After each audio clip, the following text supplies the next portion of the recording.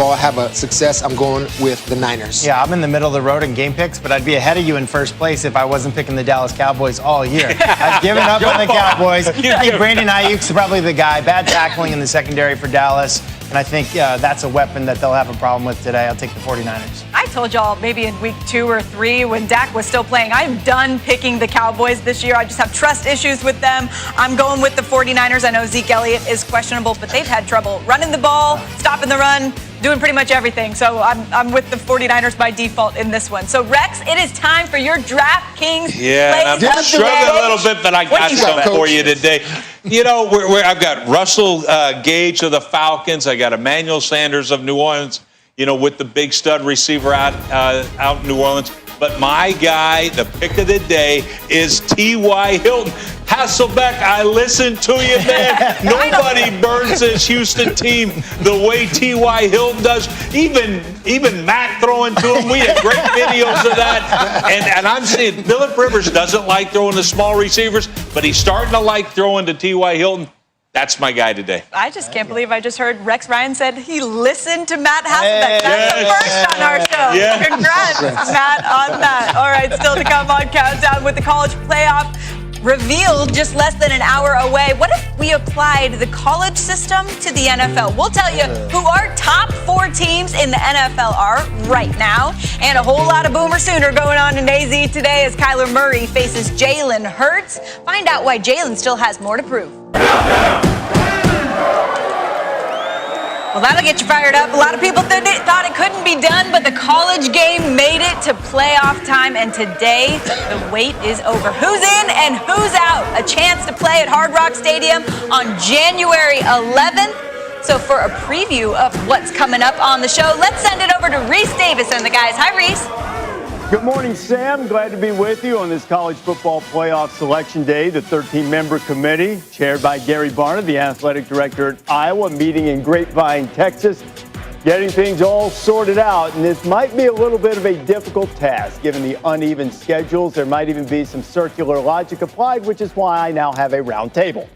Reese Davis, Jesse Palmer, Joey Galloway, Kirk Herbstreit, David Pollack. So, look, I think we know Alabama and Clemson are going to be 1-2. What else do you expect from the committee? I expect Ohio State to be number 3, guys. They finished 6-0 and win the Big Ten. They've been able to win games when Justin Fields has struggled. They got 2 top 14 wins, and a Big Ten championship, I think, is a tiebreaker that gives them an edge over Notre Dame and Texas A&M. And, Joey, I think Notre Dame will go in 4, become the first team to lose a conference title game, yet still go in. I think Texas A&M's resume ultimately will be what keeps them And I think the top 4 teams are set also. And the only conversation to be had is who's 3 and who's 4 between Ohio State and Notre Dame. It just depends on what you like better. A Big Ten champion with 6 wins, being undefeated against a Notre Dame resume with a game at North Carolina on the road, which is an impressive win, and a win early in the season against a Clemson team without Trevor Lawrence there. They rebounded, came back, played ACC championship game, lose that one. Which one you like better, David? Y'all got it all figured out already. We got this. Show. I mean, I think we got 4 hours, kid. We got 4 hours. Let's get some drama here. will you? I was hoping we had some. Listen, I think it'll be fun, and maybe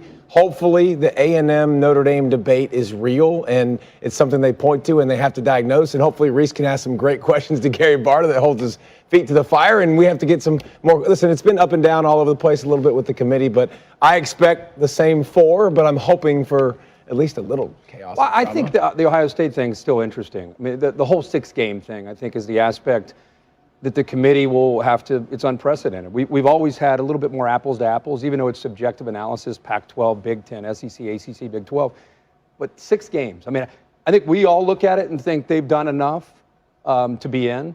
But I think it's just going to be interesting to see how the committee at the end of the day evaluates Ohio State. Yeah, Ohio State seems to be in good shape, I think, if nothing else, because they kind of looked the part. And when we started this playoff process now in its 7th year, some subjectivity and football judgment, which part of that's evaluation of talent. Ohio State has plenty of that. Now we'll see if the Buckeyes are in, where they are seated. All of it coming up on our college football playoff selection show. David, don't ever doubt me again about that. Oh, I've had to deal with that so much, Reese. Thanks. Look, OU fans probably not too excited about that show, but this show in Glendale, they're thrilled about. They've seen their team in the Fiesta Bowl 5 times. Now 2 of their Sooner stars facing off in the stadium where they played 3 of them. An incredible run in college for both Jalen and Kyler. These two had over 50 touchdowns in their final college season. Kyler Murray, of course, won the 2018 Heisman Trophy for Oklahoma, and Hurts followed that up by finishing second in the Heisman last year. And after Kyler was the first overall pick by the Cardinals in 2019, Hurts went to the Eagles with the 53rd pick in April. Jalen Hurts in his first start as a professional. Still running. He's going to run. He ran all the way across the field. He has floated the football. It is caught. Touchdown! What a night for Jalen Hurts on his first start in the National Football League. Looking back even to last week, I'm going to continue with Jalen as the starter. Every game we play, we have an opportunity to learn from it. I feel like we left some money on the table. I always try and never get too high. For the Eagles in Glendale today, and that's where we find our Ed Werder. Good morning, Ed. Hello, Sam. Like most running quarterbacks, Eagles rookie Jalen Hurts will be forced to prove he's capable of delivering winning performances throwing from the pocket. And that's the Cardinals' goal today. They want to take advantage of being the first opponent to use game tape of Hurts executing in Doug Peterson's offense to devise their game plan. I spoke at length with both head coaches this week. Peterson believes the Cardinals will prioritize eliminating Hurts' escape options, box him in, probably even assign a spy to the young quarterback after Hurts ran for 106 yards, the most of any quarterback starting for the first time since 1950. Peterson's expectation, by the way, seems right on the mark. Kingsbury told me they want to make Hurts uncomfortable, and he said challenge Hurts to beat them throwing the football consistently and accurately while reading the defense. Kingsbury described himself as anxious to see how his defense handles that assignment. Understandably so, the Cardinals allow 5.5 yards per rushing attempt to opposing quarterbacks. That ranks 29th in the NFL. And one more point of emphasis today for the Eagles, getting the play into the quarterback and getting it communicated more quickly in the huddle to allow Hurts more pre-snap opportunity at the line of scrimmage to evaluate what the Cardinals might be doing. Peterson told me he's stressing keeping it simple with Hurts. The coach saying, keep it simple, let him play, take care of the football, just be Jalen and go play. Yeah, it seems pretty standard for a guy that hasn't been in there much, obviously getting his first look at the Cardinals today. I'm wondering, Rex, from your perspective as a coach, how much of the success that he had last week against the Saints do you think was, I don't want to call it beginner's luck. Obviously, he played well, but that Saints defense didn't know what was coming. Well, I understand that, but, we all know this guy's a heck of a football player. In college, we talk about, hey, it's a matchup of two Sooners. But when he was at Alabama, he's a two-time Offensive Player of the Year in the SEC, a pretty decent conference. So that's why you shouldn't be surprised by how he ran, those type of things. But what I was shocked by was, because I would blitz the heck out of this kid, and it's a mistake to blitz him. And he showed it last week. His poise, especially in the face, here comes, he never flinches. He got an all-out blitz coming to him, unblocked guy. He doesn't throw it to the flat. No. I throw it down the field and hit touchdown. The deeper guy for a touchdown. This is what I never knew he had, this kind of skill set.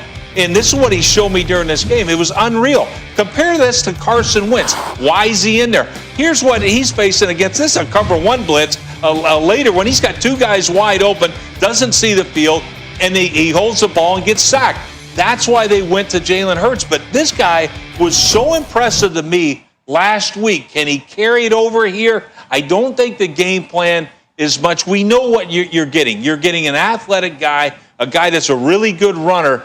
And I understand, make him throw from the pocket, but you might want to make him throw from the pocket without blitzing so much. That's what we saw last week. Yeah, Doug Peterson, I think he has to understand how much more credibility he has now with his players, even more than he already had, because you're stressing on everyone to do their job, and, if you're not playing, you're going to take them out. Some players might be thinking, finally you did it.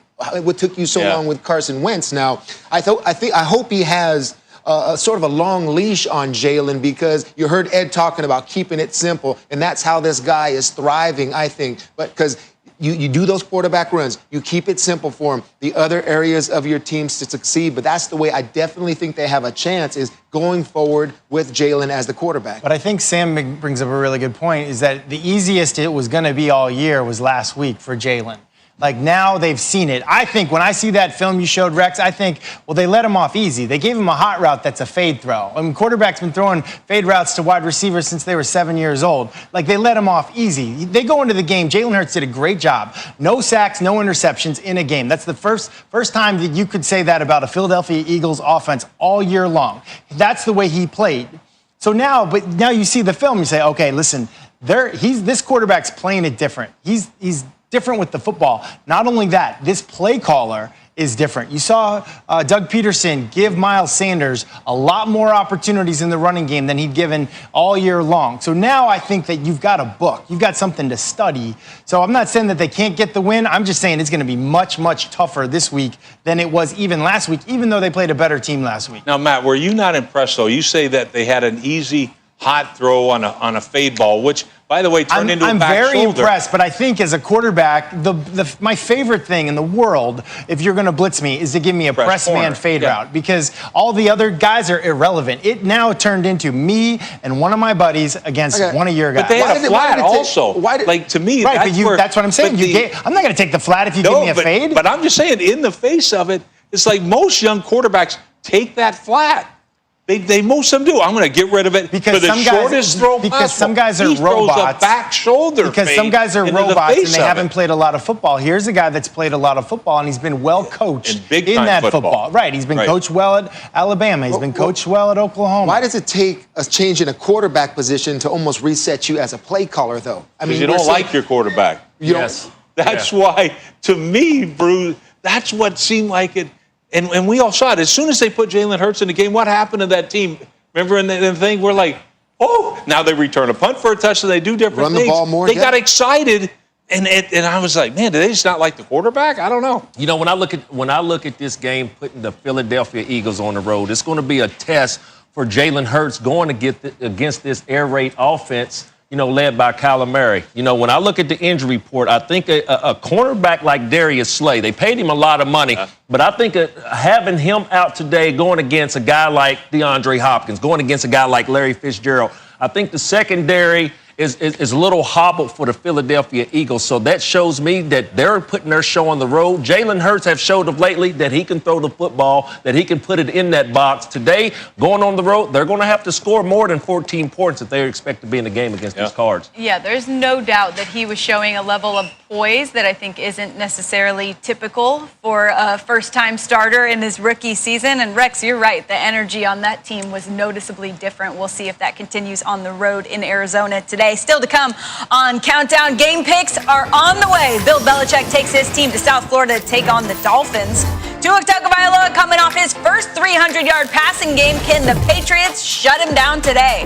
And Drew Brees is back to face off with Patrick Mahomes. That means Taysom Hill will be back in his do-everything role today. He'll tell you what it was really like taking the reins for Drew Brees. And obviously I prepared 4 games as a quarterback. When you step into a Sean Payton game plan, it's unlike anything I've ever experienced.